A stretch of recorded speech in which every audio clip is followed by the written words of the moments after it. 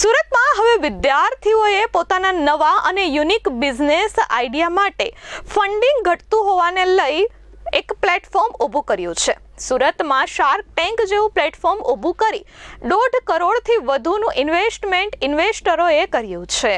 સુરતમાં બીબીએના વિદ્યાર્થીઓએ business platform ઊભું કર્યું છે। કેપિટલ નેક્સસ દ્વારા સીડ ફંડિંગ ઇવેન્ટનું આયોજન વિદ્યાર્થીઓએ કર્યું હતું।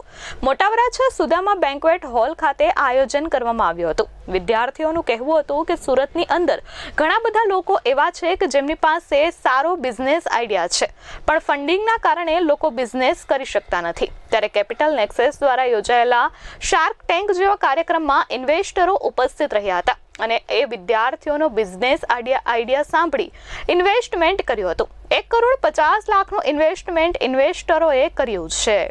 મારું નામ શ્રી સખિયા, આપણી સંસ્થાનું નામ કેપિટલ નેક્સસ છે અને આજનો કાર્યક્રમ સુરતની અંદર ઘણા બધા લોકો એવા છે કે જેમની પાસે સારો એવો બિઝનેસ આઈડિયા છે, પણ ફંડિંગના કારણે પોતો આગળ વધી શકતા, તો એમના માટે અમે આજે એક પ્લેટફોર્મ ઊભું કર્યું છે। અમે બધા બીબીએના વિદ્યાર્થીઓ છીએ અને સાથે અત્યારે કોલેજ કરીએ છીએ। આ કાર્યક્રમની અંદર કોઈ વિદ્યાર્થીઓ પાસે સારો એવો બિઝનેસ આઈડિયા છે તો એઝ અ પાર્ટિસિપેટ તરીકે આમાં જોડાય અને જે ફંડિંગના કારણે આગળ નથી વધી શકતા તો એમના સામે ઇન્વેસ્ટરો બેઠા છે।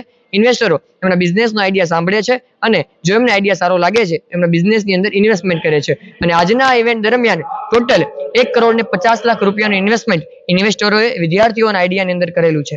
હું છેલ્લા 3 વર્ષથી મારો પોતાનો બિઝનેસ કરી રહ્યો છું, જેથી મારી સાથે ઘણા બધા સ્ટુડન્ટો મને વાત કરતા હોય છે કે અમારી પાસે વિચાર છે પણ ફંડિંગના કારણે આગળ નથી વધી શકતા। તો અમે બધા વિદ્યાર્થીઓ વિચાર્યું કે એક આપણે એવું પ્લેટફોર્મ આયોજન કરીએ કે આખા ભારત લેવલે શાર્ક ટેન્ક ઇન્ડિયા તો ચાલે છે, પણ આપણે સુરત લેવલે શાર્ક ટેન્ક કરવી છે, તો સુરત લેવલે કેપિટલ નેક્સસના નામે અમે શાર્ક ટેન્કનું આયોજન કર્યું।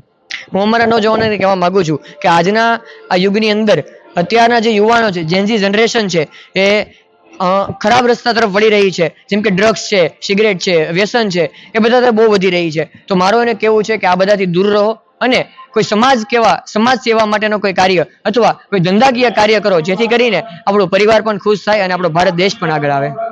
Bureau report H24 news Surat.